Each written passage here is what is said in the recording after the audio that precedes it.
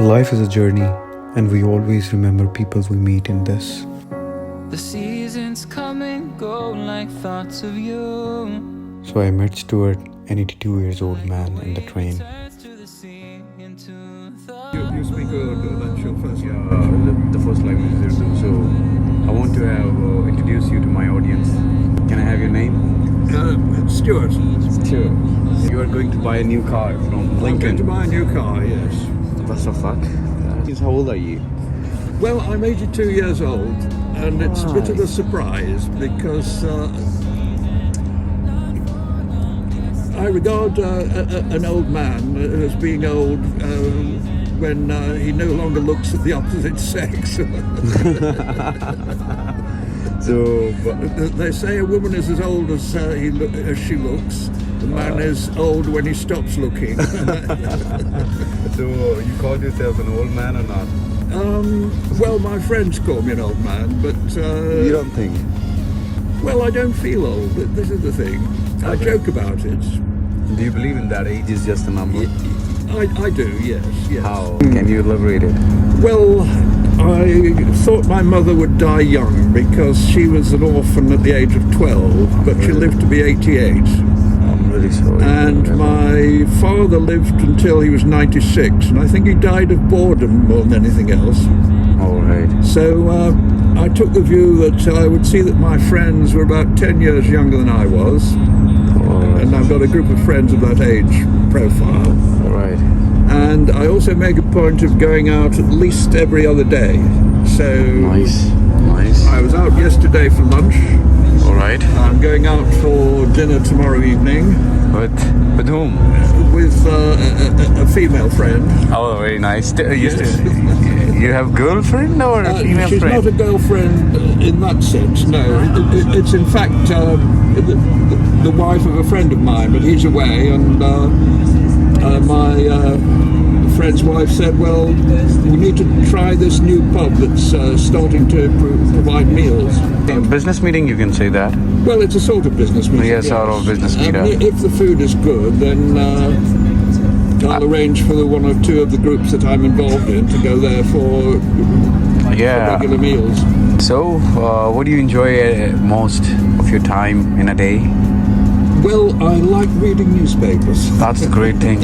At this age, you have a lot of years behind. I hope you had a good days.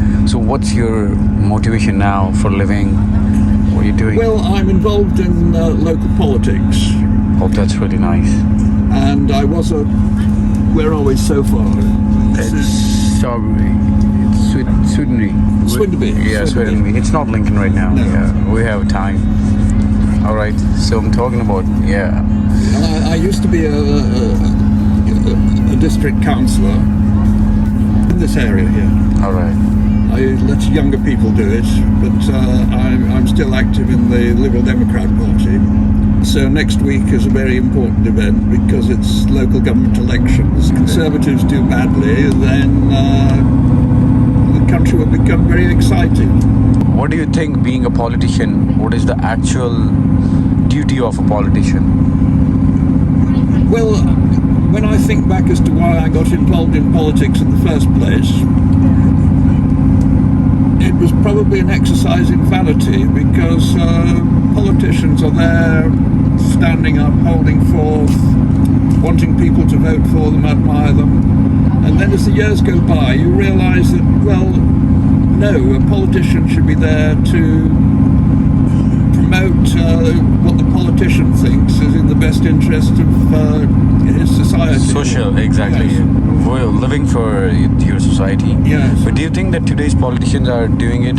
I think today's politicians in Britain are not doing a very good job. And all over the world? The reputation of politicians in Britain is very low at the moment. It's not on the politics.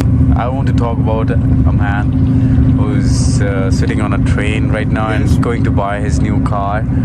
Tell me something more about your previous life, best years of your life. Well, there's still to come. Oh, that's great. That's the best thing. I spent a number of years in the Royal Air Force. All right. And I trained in this county, in Lincolnshire. South of here, you have what's called the RAF College, the Royal Air Force College, Cranwell. So have you been? Are you being pilot? I started as a pilot, but failed the training and became a navigator. All right. And I served for a while in a branch of the Air Force called Coastal Command. And that job was to fly up to what was called the Faroes-Iceland Gap, the gap between Iceland and Scandinavia. Okay. And controlled that. All right. In order to monitor the movement of submarines from the then Soviet Union. Wow. And after a while, I decided enough is enough, and I'd learned Russian. Nice. As part of my Air Force training. That's really nice. I thought I'd like to go to university and study Russian. And nice. I became so fond of it, I thought I wouldn't mind spending the rest of my life dabbling in Russian affairs. Oh, nice. And I did 3 years working for an organisation in London, sponsored by the government. And that was monitoring what was going on in Soviet Central Asia. So these are the You have best. to bear in mind that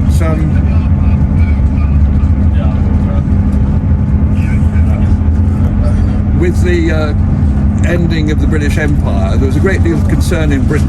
All right. That the Soviet Union would, as it were, move in and make life difficult for us in what had been former colonial territories.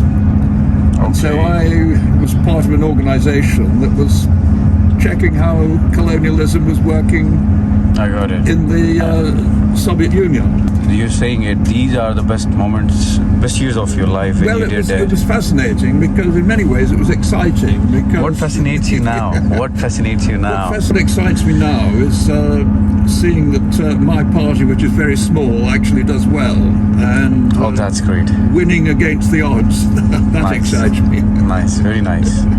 What do you think the purpose of life of a man, of a woman, of every human who comes in the world?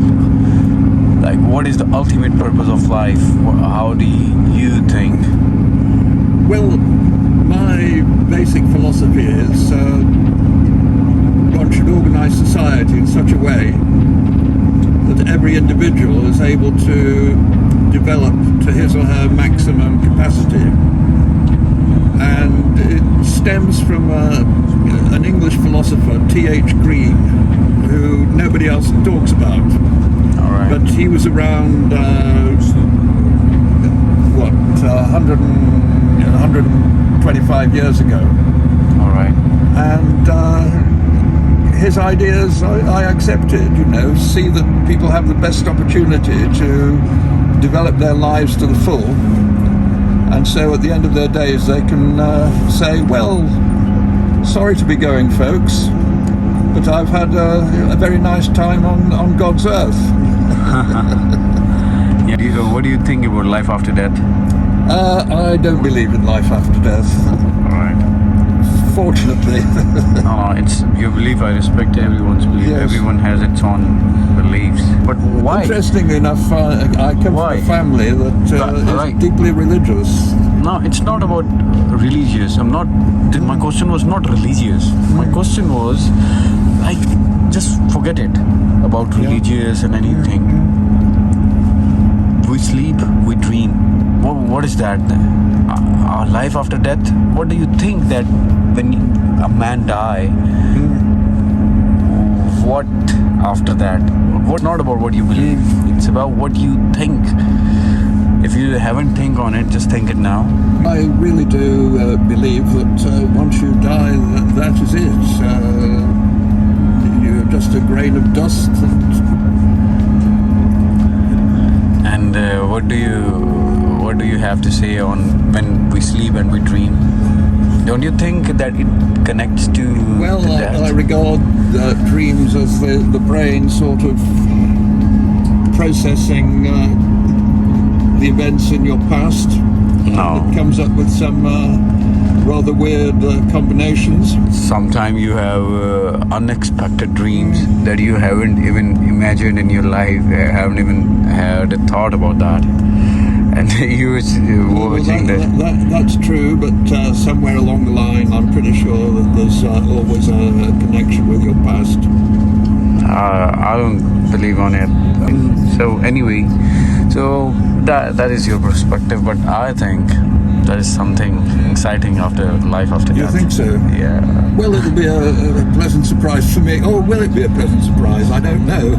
Yeah. So like If I'm in front of my some judge questioning me on the way I've lived my life, I might be a bit embarrassed.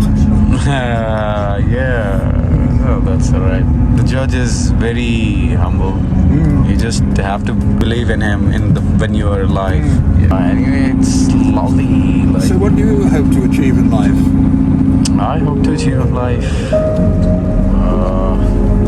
Like if I go back to my 2, 3, 4 years back, I had a thought of living life myself, living for myself, achieving some dreams. I still have it.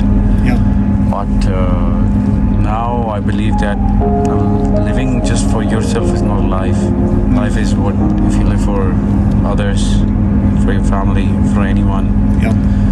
and just believe in your God and make things easier for others. So I want to do something to make things easier for others. That's what I have. So I have a lot to say on it. Lincoln is a high. Yeah, it's Lincoln here. So yeah, one more thing I want to ask. What do you want to advise to the mans at the age of 40, to the young mans, to stay fit at this age? What have you done? Well, I make a point always. One's got to think about physical and mental fitness. All right. I exercise regularly, and I haven't done so since about the age of 4. You still do? I still exercise, yes. Oh, lovely. And be careful about your mental health. The best way of doing that is to see that you have regular contact. This is where we say goodbye. Regular Goodbye. contact with other individuals.